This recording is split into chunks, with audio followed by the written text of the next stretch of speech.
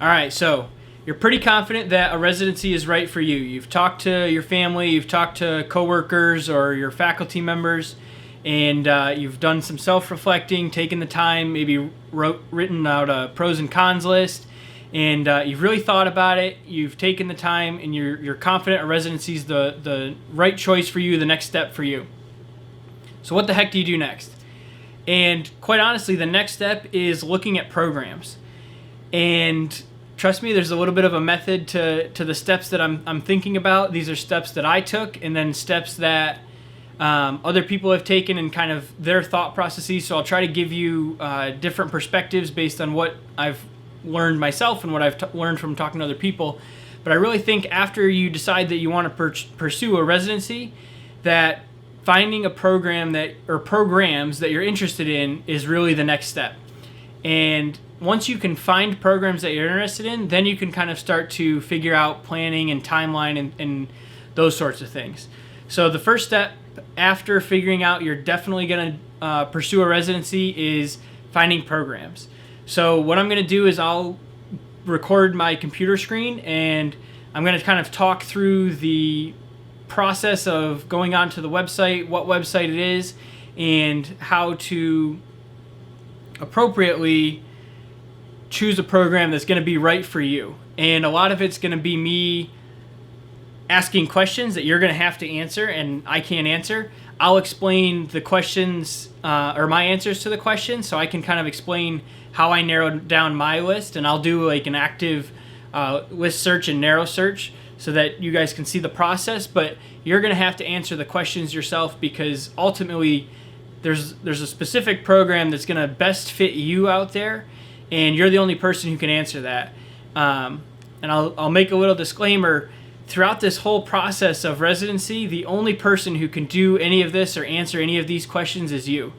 So you have to be autonomous, you have to be driven, and you have to be willing to take on that responsibility. And I'm not saying that to hype myself up or anybody that's in residency now. I'm just being very honest, because nobody's going to tell you the perfect program for you. They might give input based on what their experience was or that they said, or what they've seen, but at the end of the day, you're the one who has to make the decision and determine the right program for you.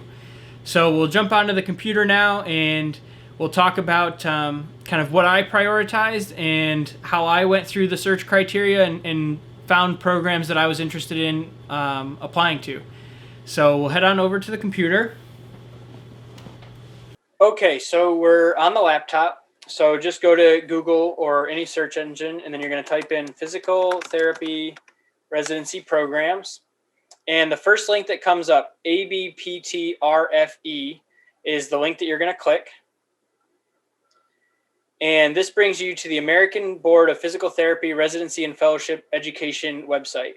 So this is the governing body behind residency and fellowship programs for physical therapy, similar to CAPTE in physical therapy school accreditation. So you can go to the About link and kind of find out who they are, what they do. What's most interesting is the For Participants link. So you're going to go down to About Residencies. This kind of gives a general overview of residencies, lists the different areas of practice. So I'm in neurology. And then there's a link down here, or there's also a link right here, Directory of Programs. It's also here under For Participants. So if you click on that, it brings up this online portal that has all of the residency and fellowship programs in the country for physical therapy listed on it. So there's filters for accredited programs, which means they have been fully accredited and you can get a graduation certificate for completing it. There's candidate programs, so programs who have had some type of residency program up and running that are in the process of getting their accreditation. And there's developing programs, which are brand new.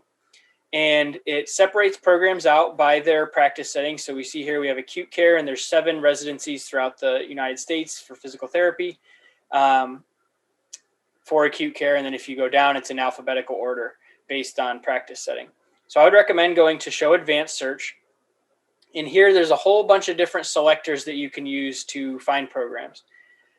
For me, the most important thing was finding a program in neurology. So I went to area of practice and I selected neurology. If you were in a different specialty field or interested in pursuing something different, you could just select something different. And then my second criteria was that I really wanted to get paid. So you could go here to program tuition/salary and select one of those. You can select different education hour types. You can select a state if location's important. I know for me, location didn't matter. I felt like if I was going to devote an entire year plus of my life to pursuing my profession and education, that I wouldn't limit myself based on location. But for some people, that might be more important. And then you can limit it or limit your search for all of these other different things, type of sponsoring organization, et cetera, et cetera. Here, RFPT CAS participant. So the RFPT CAS is a general application portal for residency programs, kind of like the Common App is for college applications. I pretty much left it straight at this the first go around of going through, because I didn't want to limit any of the possibilities that I might see based on criteria that, maybe a program doesn't have. You say both tuition and salary, which, a little side note, almost all programs have some type of tuition. It's generally not more than a couple $100, or some are a couple $1,000.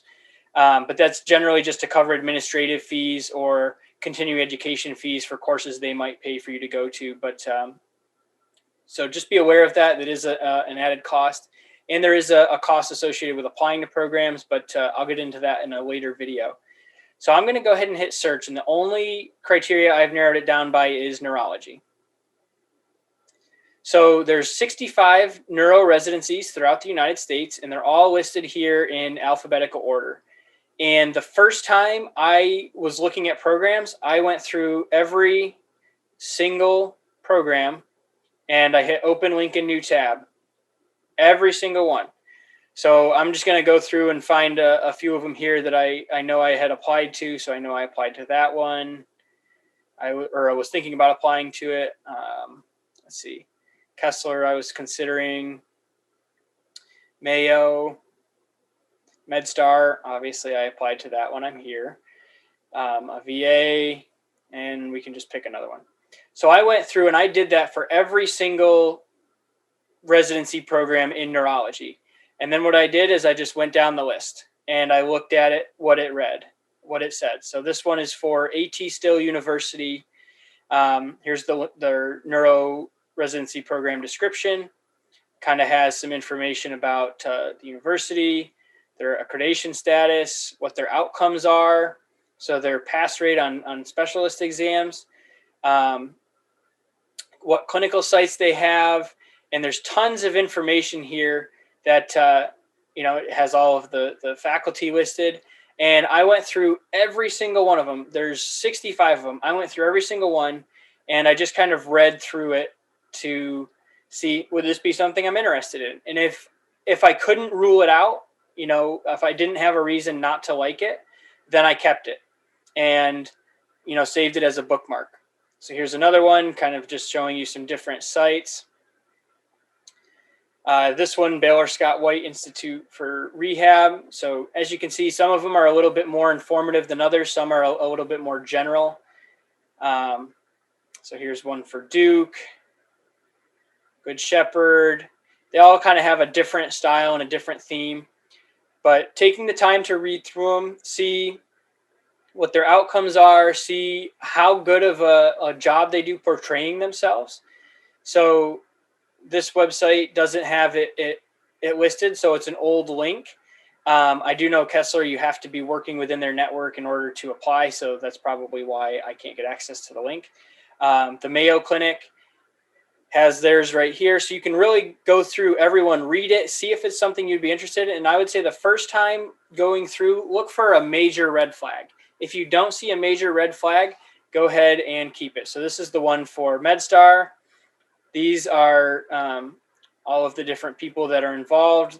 He's one of the old residents and kind of has some of the information here. There's more links down here, kind of gives you a general program timeline. This one is for one of the ones at VA. So that one might be an interesting one, kind of shows graduation rates. So I did that for every single program. And then I went and I looked and I said, is it paid? And if it wasn't paid, that was my first criteria to get rid of it. And I saved all of the other ones as a favorite. And then I'm going to stop sharing here. And then if it was paid and I hadn't deleted it out, I went back through again and I said, okay, do they have a professional looking website that gives me a lot of information and I feel like I can develop a better picture of the program? So then I excluded them that way. Then I looked and I said, do they have an educational teaching component? And if they didn't, I nixed it. Or if they didn't, but I felt like I was still really interested in them based on the description and what they were looking at, I also kept them. Then I went through and I said, okay, now of the dwindling list, I think I had like 15 or 16 at that point. Which ones have a research component? Because I really wanted an educational and a research component on top of the clinic hours component while being paid. So then I kind of had my list narrowed down to like 7 to 10 that I was really definitely interested in. Some of those were more prestigious and I felt like might be a little bit harder to get into. And then I also found a few that were maybe a little bit newer or a little bit less well known. And let me see if I can share my screen here for you again. So what I did for that is instead of looking at accredited programs, I looked at candidate programs for neurology. And then I said, okay, those programs might be a little bit less competitive because they're not as well known. But that doesn't mean that they're not good programs. It just means that they're not in the accredited stage of the process. So I looked at these ones. And then I also looked at developing programs because, again, these programs might not have as much of a competitive pool just because they're not as well known and they're still in development. So I kind of looked at those and then I took all of them. I found 10 to 15 that I felt like I had a strong interest in and felt like I had a good shot of being able to get into a program of the ones that I had listed. And then that's kind of how I chose the programs that I was going to apply to. And once I had that list, I sent an email to the directors of all of them, which you can find on their websites. And if I couldn't find an email, then I called them. And pretty much the first email was an introductory email, and I'll go over that in the next video. But that's kind of how I narrowed down the programs that I was going to be really interested in. So I found the exclusion criteria. So pretty much I needed to get paid. So if it wasn't paid, I excluded it. If there wasn't an educational or a research component, I excluded it. And then if there wasn't both, then I really looked into how important or how the program was structured and whether or not I could get what I wanted out of the program without having those pieces. And so then I excluded those. So then I had programs that had everything I wanted, programs that had almost everything I wanted, and then there was one or two programs that I applied to that didn't quite have everything I wanted, but that I had heard really great things from, just from talking to some people who had been through them. And getting just kind of seeing some good reviews online on, maybe PT discussion boards or things like that. So that was my process on kind of choosing the list of programs that I was really interested in and felt like I could see myself going to and having a great experience and getting the desired outcome of great exposure and experience in different aspects of care, from in the clinic to research to teaching components. So I just wanted to show you something really quick. If you look at the different programs here, so this is just back on the main page, but if you look at all the programs and then you go to show details, it gives you a very quick snapshot of the address, phone number, the email, the program application deadline, and then a little bit more information about the start date, tuition, salary, and kind of who's involved, who the sponsors are, and that information. So if you're not quite sure if you're going to want to go into a particular program and you want to do a really quick screen before actually going through to the program's website, this can also be helpful. That's going to wrap up this video. In the next video, I'll talk about kind of how I narrowed that list down even a little bit more and how I started to develop a timeline. So as always, if you have any questions, feel free to reach out and let me know. Otherwise, thanks for watching.